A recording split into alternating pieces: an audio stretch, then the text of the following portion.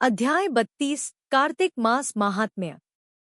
भगवान श्री कृष्ण ने आगे कहा, हे प्रिय, यमराज की आज्ञा का पालन करते हुए प्रेतपति धनेश्वर को नरकों के समीप ले गया और उसे दिखाते हुए कहा, हे धनेश्वर, महान भय देने वाले इन नरकों की ओर दृष्टि डालो। यहाँ पापी पुरुष दूतों द्वारा दंडित होते हैं। यह देखो, यह तप्तवाचुक नामक नरक है, जिसमें शरीर जलने के कारण पापी विलाप कर रहे हैं। जो मनुष्य भोजन के समय भूखों को भोजन नहीं देता, वह बार बार इस नरक में डाला जाता है। गुरु, अग्नि, ब्राह्मण, गौ, वेद और राजा को लात मारने वाले पापी भी अतिशय पापों के कारण इसी नरक में मिलते हैं। अब यह दूसरा नरक देखो, अंधता मिस्र। इसमें पापियों को सुइस्मान मुख वाले तमोत नामक कीड़े काट रहे हैं। यह नरक उन लोगों के लिए है जो दूसरों का हृदय दुखाते हैं। तीसरा नरक है क्रखे। यहाँ पापियों को आरे से चीरा जाता है। यह नरक भी असीमत्रवण आदि भेदों से 6 प्रकार का है। इसमें स्त्री और पुत्रों के वियोग कराने वाले, 2 प्रियजनों को दूर करने वाले पापी कड़ाही में पकाए जाते हैं और कुछ तलवार की धार या भेड़ियों के डर से भागते हैं।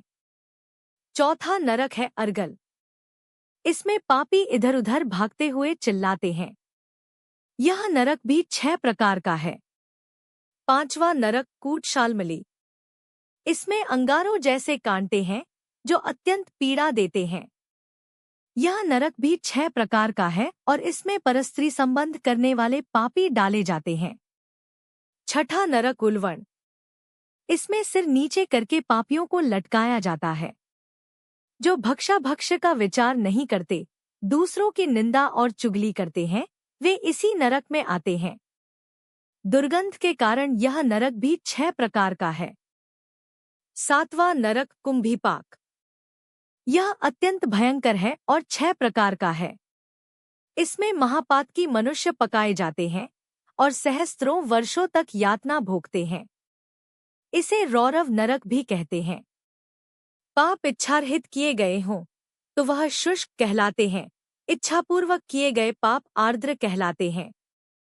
इसके अलावा और भी 84 प्रकार के पाप हैं, जैसे 1 अपक्रीन, 2 पाडाक्ते, 3 मलिनीकरण, 4 जातिभ्रंशकरण, 5 उपाय, 6 अतिपाप, 7 महापाप।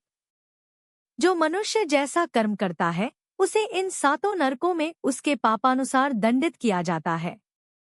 किंतु तुम्हें कार्तिक व्रत करने वाले प्रभु भक्तों का स्पर्श प्राप्त हुआ, जिससे पुण्य की वृद्धि हुई।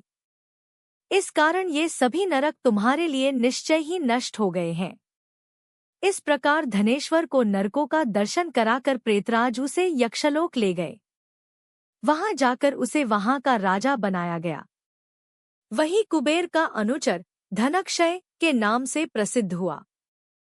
बाद में महर्षि विश्वामित्र ने उसके नाम पर तीर्थ भी स्थापित किया। हे प्रिय, कार्तिक मास का व्रत अत्यंत महाफल देने वाला है। इस व्रत के समतुल्य अन्य कोई पुण्य कर्म नहीं है।